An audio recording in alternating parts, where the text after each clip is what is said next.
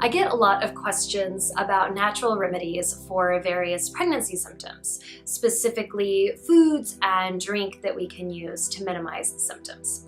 So I have collected all of the different tips that I've given in this realm on my nifty little list, and I thought I would go through it with you so you could have everything, get all the advice in one fell swoop. So before I start, the one common thread that you'll find with all of this is that water is essential. Water helps to minimize pretty much every pregnancy symptom. So go ahead and drink your water.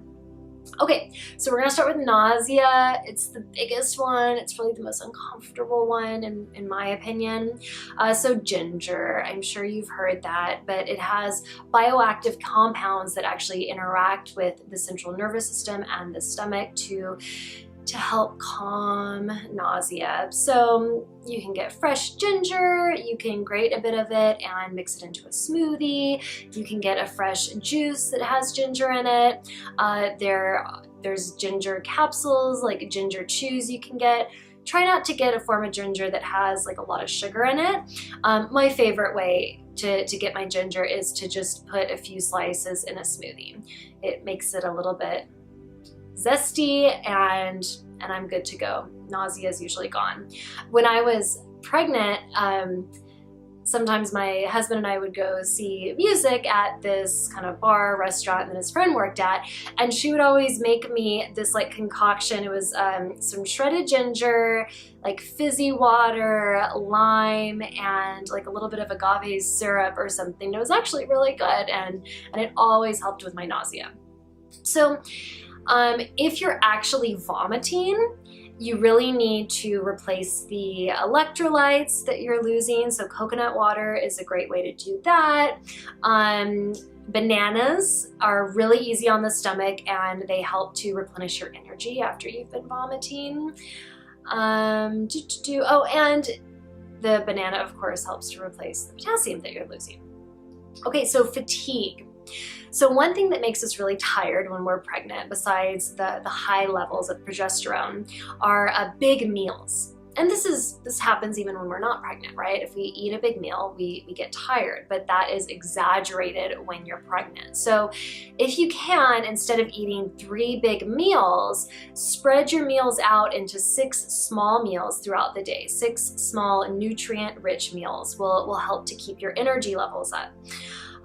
Let's see. Oh, and pregnancy is also a time when some of your allergies to food might be accentuated, enhanced in a not so comfortable way.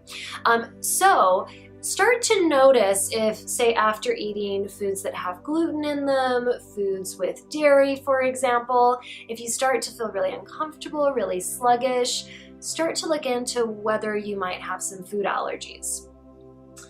All right.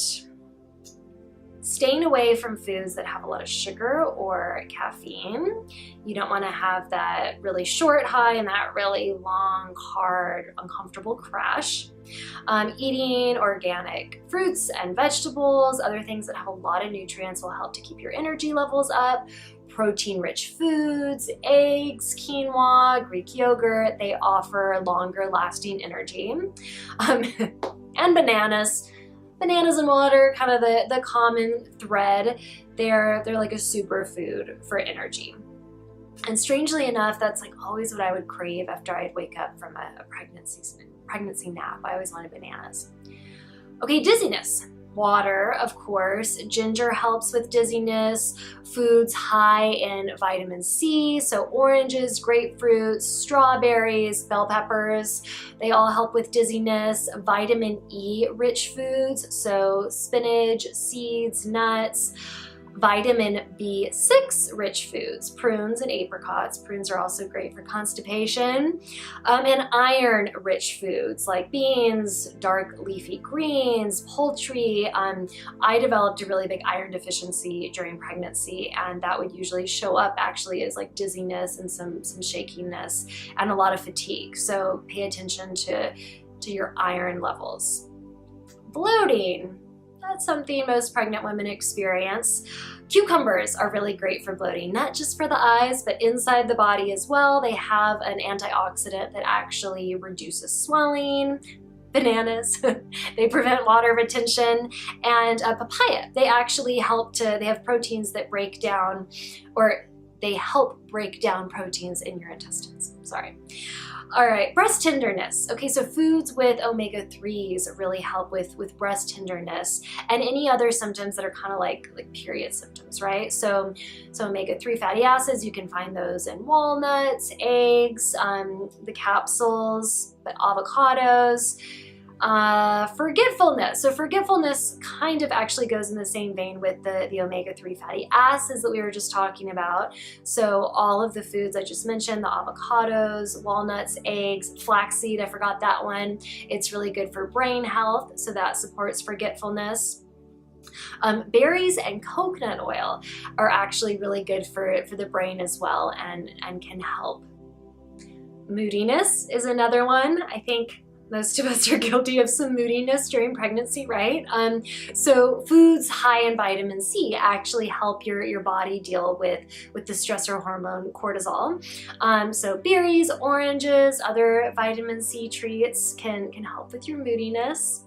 Cramping, peppermint tea is really great for cramping, but skip it if you have heartburn, because sometimes it can actually make heartburn worse, unfortunately.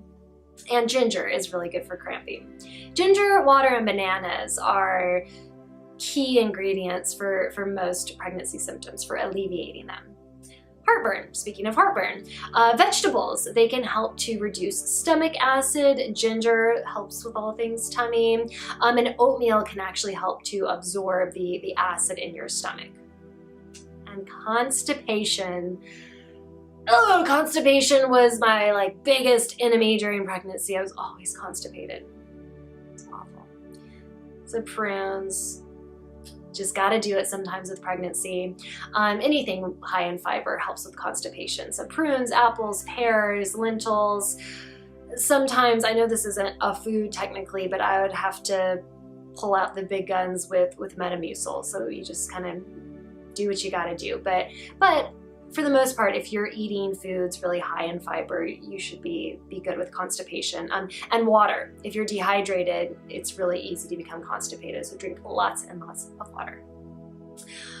Congestion. So it's really common for women to get a lot of nasal congestion during pregnancy. So pineapples can actually help a lot with this. They're rich in antioxidants that can help to protect your mucous membranes. So pineapples, there you go. Garlic, it reduces inflammation in your nasal passageways. And turmeric is really great. You don't want to have too much of it.